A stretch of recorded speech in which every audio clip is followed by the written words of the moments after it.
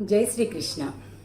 ఈరోజు చాలా ముఖ్యమైనటువంటి విషయాన్ని మనం చెప్పుకోబోతున్నాం. మనకి ఎంతో గర్వకారణం, ఎంతో గొప్ప గంభీరమైనటువంటి ఒక విషయాన్ని మనం మాట్లాడుకోబోతున్నాం. ఇది మనందరికీ ఎంతో పెట్టి పుట్టి ఉంటేనే ఈరోజు నేను ఇది మాట్లాడగలుగుతాను, మీరు ఇది వినగలుగుతారు. అంత గొప్ప విషయాన్ని మనం మాట్లాడుకోబోతున్నాం. సరే, అంత గొప్ప విషయాన్ని చెప్పే కంటే ముందుగా ఒక ప్రశ్న వేస్తాను, ఆలోచించండి. ఈ సృష్టిలో మనం ఎన్నో చూస్తుంటాం కదండి. రకరకాల దేశాలు చూస్తాం, రకరకాల కార్లు చూస్తాం, రకరకాల ఇళ్ళు చూస్తాం, రకరకాల సినిమాలు చూస్తాం, రకరకాల వస్త్రాలు చూస్తాం, ఎన్నో రకాల ఫర్నిచర్స్ చూస్తాం. ఇక ఒకటేంటండి, బట్టలు ఎన్నో చూస్తుంటాం. అసలు అనంతం. మన కళ్ళకి ఈ దాహం తీరదు. అన్ని చూస్తుంటాం, తెలుసుకుంటుంటాం, అనుభవిస్తూ ఉంటాం. బాగుంది, అన్నీ బాగున్నాయి. ఇన్నిటిల్లో ఇది ప్రశ్న అండి. ఎన్నో చూస్తుంటాం కదా, ఎన్నో తెలుసు కదా, అంటే ఎంతో కొంత. అన్నీ తెలుసని నేను అనడంలే, ఎన్నో తెలుసు. ఇన్నిటిలో చాలా ఆశ్చర్యకరమైనది, వింత అయినటువంటిది, ఎంత తెలివి ఉన్నవాడికి కూడా అంతు చిక్కనిది, ఆనందకరమైంది, ఎటువంటి కష్టము లేనిది, ఇక దాన్ని మించిన ఆశ్చర్యం మరొక్కటి లేదు. అలాంటిది ఏముంది? ఏది? ఆలోచించండి, ఆలోచించండి. చెప్పమంటారా? పరమాత్మ యొక్క సృష్టి, ఈ మానవ దేహం, మన చుట్టూ కనిపించేటటువంటి ఈ విశ్వం. రెండు సమాధానాలు. ఒకటి ప్రకృతి, అంటే మొత్తం అంతా ఇది కూడా ప్రకృతే. గంభీరంగా వేదాంత భాషలో మాట్లాడుకుంటే ఈ శరీరం ఇది కూడా ప్రకృతిలో భాగమే. కానీ కొద్దిగా సులభంగా అర్థం అవ్వడం కోసం నేను మన శరీరము అని చెప్తున్నా. శరీరము అంటే చర్మం కాదండి, అన్నీ కూడా కలిపి. ఎంత ఆశ్చర్యం చూడండి. మనం ఏదో అది గొప్ప, ఇది గొప్ప, ఇది వింత, అది వింత అని అనుకుంటుంటాం. కానీ అసలు అన్నిటికంటే గొప్ప వింతైనది ఏంటి అంటే ఇంకో మనమే. ఇలా కదిలే చేతులు, ఇలా కదిలే చూసే కళ్ళు, ఇలా వాసన చూసే ముక్కు, ఈ ఒక్క ఇంద్రియాలను సాటిస్ఫై చేయటానికి, తృప్తి పరచడానికి మనం ఎంత కష్టపడతామో మీకే తెలుసు కదండి. నా కంటికి అదే కావాలి, నా ముక్కుకి అదే వాసన కావాలి. ఆ ఫ్రాగ్రెన్స్ బిజినెస్ ఎంత పెద్ద బిజినెస్ అండి, పెద్ద బిజినెస్ అది. ఎందుకు? వాడి ముక్కుకు కావలసిన వాసనే కావాలి, వాడికి ఏదో ఒక వాసన వద్దు. ఇలాగా ప్రతిదీ కూడా కంటిని తృప్తిపరచడం అంటే చక్షురింద్రియాన్ని తృప్తిపరచడం, ఘ్రాణేంద్రియాన్ని తృప్తిపరచడం, త్వగింద్రియాన్ని ఈ త్వగింద్రియాన్ని తృప్తిపరచడానికే కదండి ఇలాంటి ఫర్నిచర్ కావాలి, అలాంటి ఇది కావాలి, ఇలాంటి సోఫా కావాలి, అలాంటి కార్ కావాలి. ఇవన్నీ ఏంటంటే కూర్చుంటే కంఫర్ట్గా ఉండాలి, హాయిగా ఉండాలా, అలా ఉండాలి, ఇలా ఉండాలి. ఇవన్నీ ఏంటి? త్వగింద్రియాన్ని తృప్తిపరచటమే అన్నమాట. ఇలాగా ప్రతి ఒక్క మనిషికి ఒక్కొక్క ఈ ఇంద్రియాలు, జ్ఞానేంద్రియాలు 5, కర్మేంద్రియాలు 5, వాటిని తృప్తిపరచడానికి ఒక్కొక్కడి మనసు, బుద్ధి, తాహతు, అడ్జస్ట్మెంట్లు, ఇన్నిటితోటి కలిసినటువంటి జీవితం. తిరిగి ఏ ఇద్దరు వ్యక్తులకి కలవవు కదండి. అందుకే కదా తంబు ప్రింట్స్ పెడతారు. ఏ ఇద్దరు వ్యక్తులకి కలవు, ఏ ఇద్దరు వ్యక్తుల కళ్ళు కలవవు, కను పాపలు కలవవు, వేలి ముద్రలు కలవవు, స్వభావాలు కలవవు, రూపం కలవదు. ఎంత సృష్టి అండి పరమాత్మది. అసలు అసలు తలుచుకుంటుంటే బచ్చి మనం ఎంత చిన్నవాళ్ళం, అసలు ఏమిటి మన తెలివి, మన ఇది దేనికి పనికిరాదు అని అనిపిస్తుంటుంది కదండి ఇవి ఒకసారి ఆలోచిస్తే. ఇదే ఒక వింత. అంటే శరీరం లోపలండి, లోపల ఎన్నున్నాయండి? ఆ కాలేయము, లివరు, లంగ్స్, కిడ్నీసు, నరాలు, బోన్స్, ఇవే కాకుండా సప్త ధాతువులండి. ఎట్లా ఉంటాయండి సప్త ధాతువులు కూడా? రసము, రక్తము, మాంసము, మేధ, అస్థి, మజ్జ, శుక్రం, ఇవన్నీ సప్త ధాతువులు. సన్న 72,000 కోట్ల నరాలన్నీ కూడా ఉంటాయి. ప్రతి ఒక్క మనిషి, ఆ మధ్య ఎక్కడో చదివాను, ఒక్కొక్క మనిషిలోని సన్న చిన్న పెద్ద నరాలన్నీ కూడా లైన్గా గొలుసులాగా ఏర్పాటు చేస్తే ఒక్క మనిషి లోపల ఉండే నరాలను గొలుసులాగా చైన్ లాగా లింక్ చేస్తే భూమండలాన్ని ఎన్నోసార్లు చుట్టచ్చట. చూడండి ఎంత ఆశ్చర్యం. ఇవన్నీ పొందికగా చక్కగా అమర్చాడు. ఒక్కసారి దారపుండ కనుక చిక్కులు పడితే దాన్ని ప్రాపర్గా తీయటం రాక తెంపేస్తాం మనం. కానీ పరమాత్మ అంత నరాలను, అంత సన్న వెంట్రుక కంటే చిన్ననైనటువంటి నరాలని కూడా ఆయన సరిగ్గా పెట్టి జాగ్రత్త చేసి వాటిలో కూడా తిరిగి మళ్ళీ రక్తం ప్రసరించే సిస్టమ్ పెట్టి ఎక్కడన్నా మన కర్మగాలి ఒక్క చోట రక్తం గడ్డగడితే ఇక హాస్పిటల్ పాలు. ఇక ఆ తర్వాత మళ్ళా పెద్ద స్టోరీ, ఎన్ని ఎపిసోడ్స్ చేసినా కూడా చాలు హాస్పిటల్ కథలన్నీ చెప్పాలంటే కదండి. కాబట్టి ఇట్లాగే ఇంత గొప్పనైనటువంటి విషయాలన్నింటినీ కూడా పరమాత్మ ఎలా ఏర్చి కూర్చి సెట్ చేశాడు అనేది పెద్ద ఆశ్చర్యం అండి కదండి.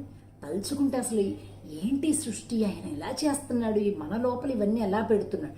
ఇవన్నీ ఒక వింత అయితే మన లోపల ఉండేటటువంటి వాయువులండి. సరే తార్కికుల ప్రకారం 5 వాయువులు, వేదాంతుల ప్రకారం 10 వాయువులు, అవన్నీ కూడా చూస్తే ప్రాణ అపాన వ్యాన ఉదాన సమాన నాగ కూర్మ ధనంజయ కృత దేవదత్త వాయువులు. ఇవన్నీ కూడా ఈ వాయువులన్నీ లోపల ఉంటాయి.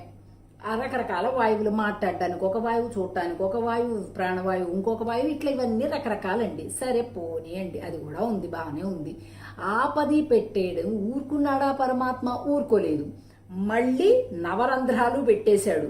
అంటే ఏంటి? నవరంధ్ర పురే పుంసి అంటాం కదా. మన శరీరం అంటే ఏంటి? ఇది ఒక పురము. ఈ పురము అంటే ఈ భవనానికి ద్వారాలు 9 పెట్టాడండి. మనం ఎంట్రన్స్ ఎగ్జిట్లు ఈవేళ రేపు అపార్ట్మెంట్లలో అయితే ఒక్కటే ఎంట్రన్స్. మన ఇళ్లలో, ఊర్లలో ఇళ్ళు అయితే 2 వైపులో, ముందు వైపు పెరటి వైపు, లేకపోతే దొడ్డి వైపు అని అంటారు అనమాట. వెనక వైపు ఉంటాయి. సో ఇంటికి 2 ద్వారాలు ఉంటాయి. కానీ పరమాత్మ ఈ ఇల్లు ఇచ్చాడండి మనకి. ఎన్ని ద్వారాలు పెట్టాడో తెలుసా? ద్వారాలు బయటికి వెళ్ళటానికి. ఎవరు? జీవుడు. జీవుడు బయటికి వెళ్ళడానికి 9 ద్వారాలు పెట్టాడండి. ఈ 9 ద్వారాల్లో ఎవరు, ఎప్పుడు, ఏ వాయువు, ప్రాణవాయువు ఎందులోంచైనా వెళ్ళిపోవచ్చు. All doors are open. 2 ద్వారాలండి, చక్షువులు, 2 ముక్కులు ఓపెన్ అయినా ఎప్పుడు ఇప్పుడు ఇలా మూసుకుంటూ కూర్చుంటామా? ఈ వాయువు ఎక్కడి నుంచి వెళ్తాం? వాయువు యొక్క లక్షణం ఏంటంటే ఎక్కడ డోర్ ఓపెన్ ఉంటే అటువైపు నుంచి వెళ్ళిపోతుంది కదండి. చెవులు మరొక 2, 4, 6, 7 నోరు, మలమూత్ర ద్వారాలు 8, 9, మొత్తం 9 ద్వారాలండి. 9 ఆల్వేస్ ఓపెన్. కానీ ఒక్కటి కూడా, ఒక్క దానిలోంచి కూడా ఆ ప్రాణవాయువు వెళ్ళదు. ఆయన ఎప్పుడు చెప్తాడో, ఆయన ఎప్పుడు నిర్దేశిస్తాడో, ఆజ్ఞాపిస్తాడో మన కర్మల ఫలితంగా అప్పుడే బయటికి వెళ్తుంది ఈ వాయువు, తప్ప ముందు వెళ్ళదు. ఎంత ఆశ్చర్యం అండి. అందుకే అనిపిస్తుంది అసలు మనిషి యొక్క ఈ లోపల ఈ అవయవాల కూర్పు, ఆ రక్త ప్రసరణం, ఆ గుండె కొట్టుకోవటం, ఆ ప్రాణవాయువు ఆటోమేటిక్గా తీసేసుకోవటం అసంకల్పితంగా ఏంటండి శ్రీ సృష్టి, ఎంత విచిత్రం అండి అసలు.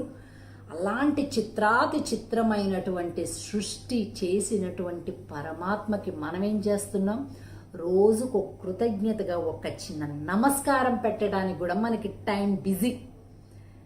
చేసిన మేలు, పొందిన మేలును మరచిపోవడంలో మనని మించినోళ్ళు లేరు. చేసిన మేలు మర్చిపోవడంలో భగవంతుడిని మించినోళ్ళు లేరు. పొందిన మేలు మర్చిపోవడంలో మన్ని మించిన ఘనులు మరొకడు లేరు కదండి. అంత గొప్ప పరమాత్మకు ఒక చిన్న థ్యాంక్స్. అదే కదండి పూజ అంటే, అదే కదండి పొద్దున్న దీపం పెట్టడం అంటే. కానీ అది కూడా బద్ధకమే, అది కూడా నిర్లక్ష్యమే, అది కూడా మనసు లేదు మనకి. ఇలాంటి పాషండులు అండి మనం అంతా, నిజం చెప్పాలంటే. సరే, అసలు ఎందుకు ఇదంతా చెప్పుకుంటున్నాం ఈరోజు పరమాత్మ యొక్క సృష్టి గురించి అంటే, వీటన్నింటినీ ఇచ్చినటువంటి పరమాత్మ ఎవరయ్యా అనంటే,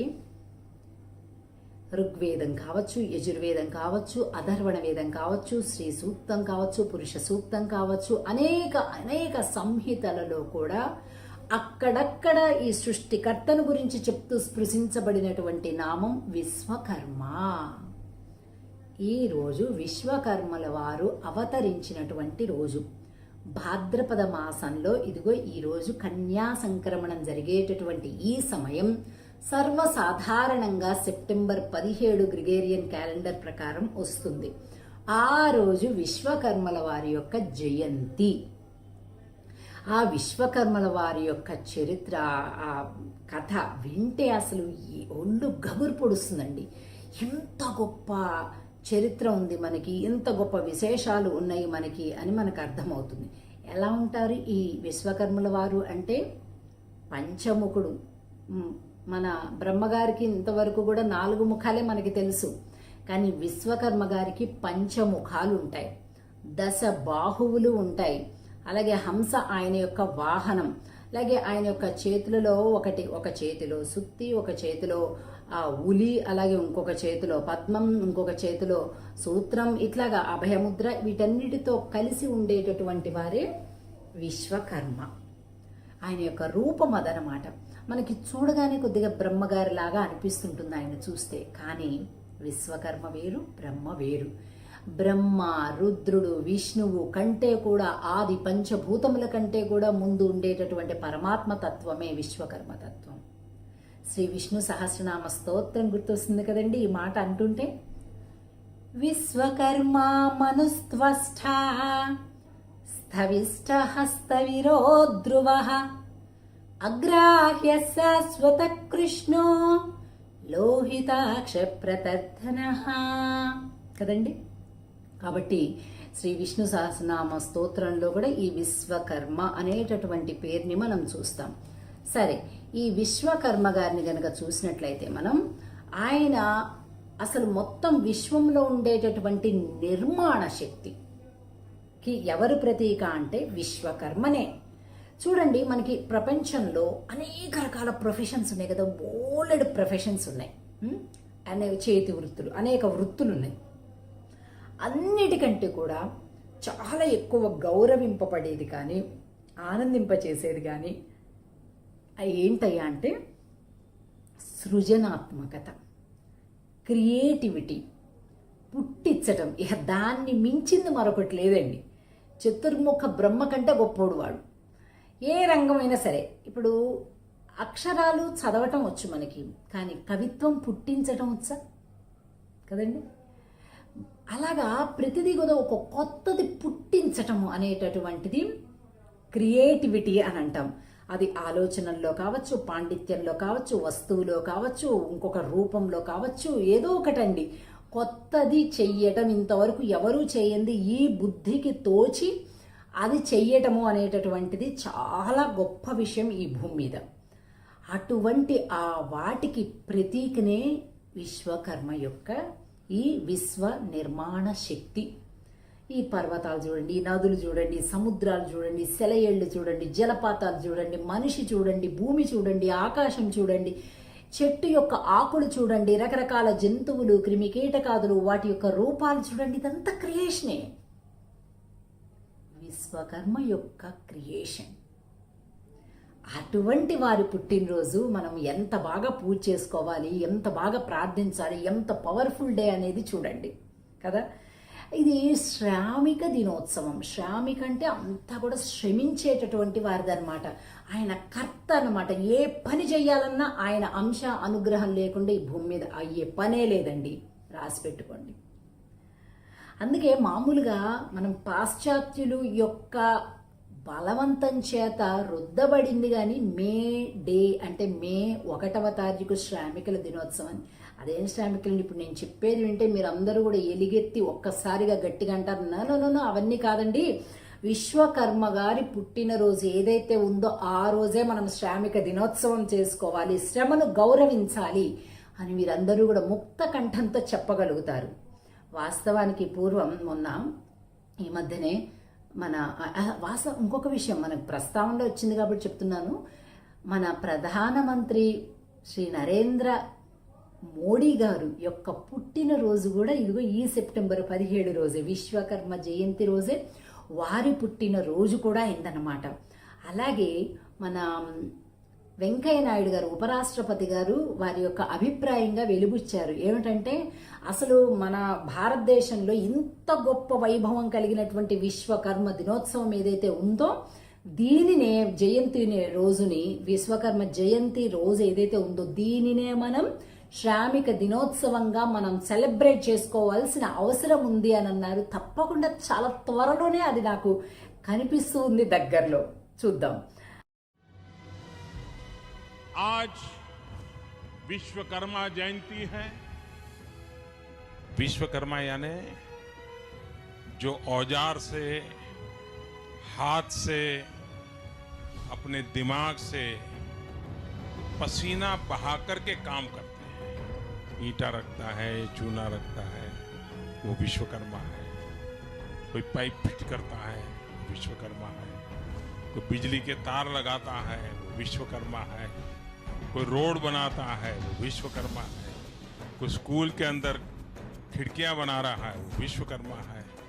तो हमारे देश में विश्वकर्मा को भगवान माना गया है और इसलिए जीवन में आगे बढ़ना है तो जैसा हमें किताबों का ज्ञान होना चाहिए वैसे कौशल्य भी होना चाहिए।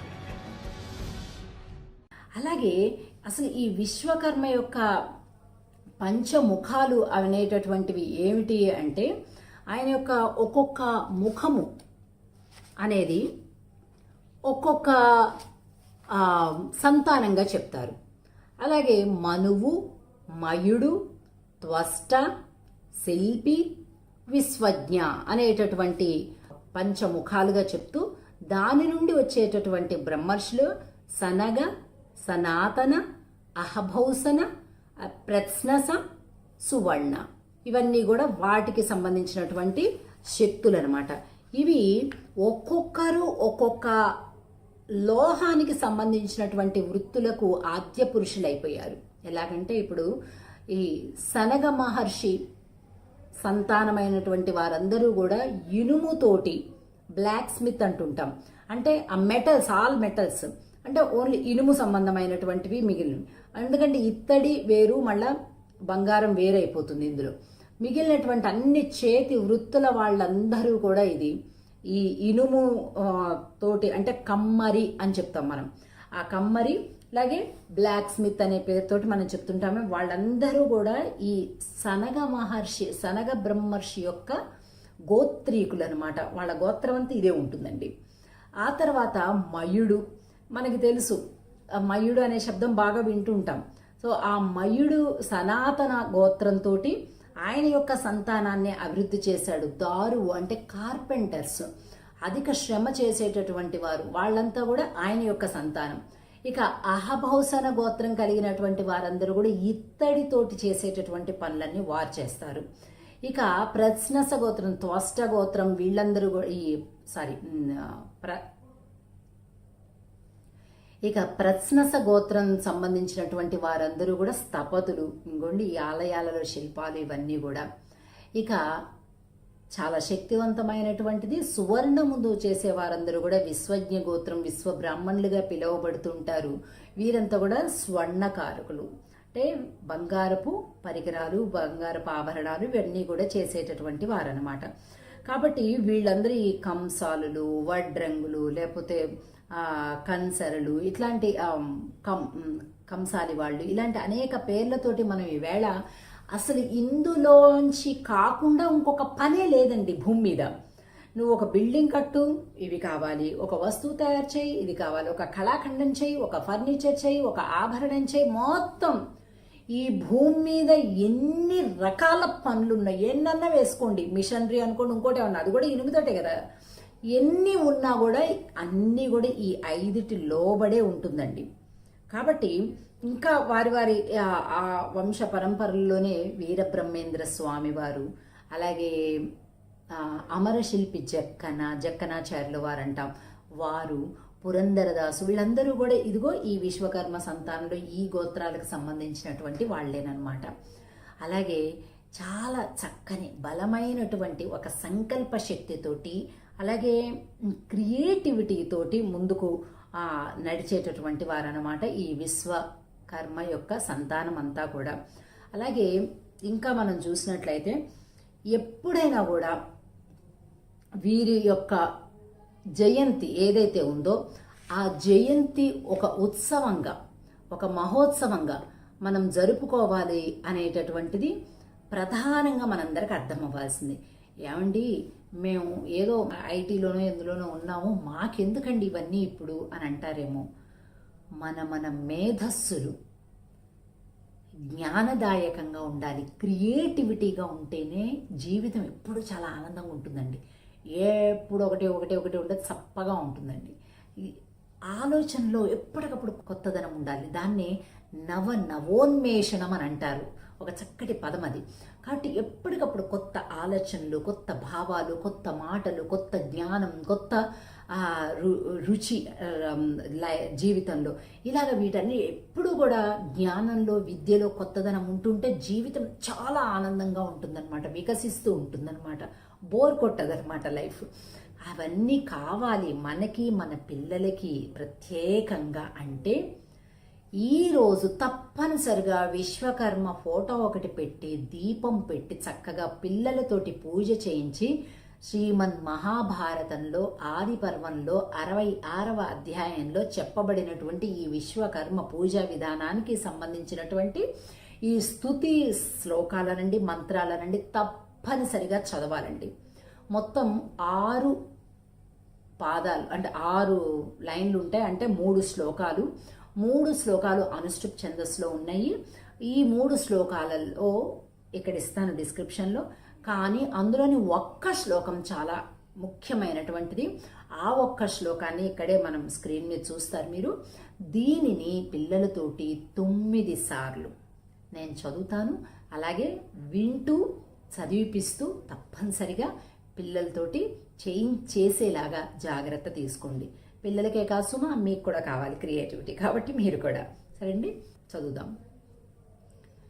విశ్వకర్మా మహాభాగః జజ్ఞే శిల్ప ప్రజాపతిః కర్తా శిల్ప సహస్రాణాం త్రిదశానాం చ వర్ధకిః భూషణానాం చ సర్వేషాం కర్తా శిల్పవతాం వరః యో దివ్యాని విమానాని త్రిదశానాం చకారః మనుష్యాశ్చోపజీవంతి యస్య శిల్పం మహాత్మనః పూజయస్తి చయం నిత్యం విశ్వకర్మాణమవ్యయం.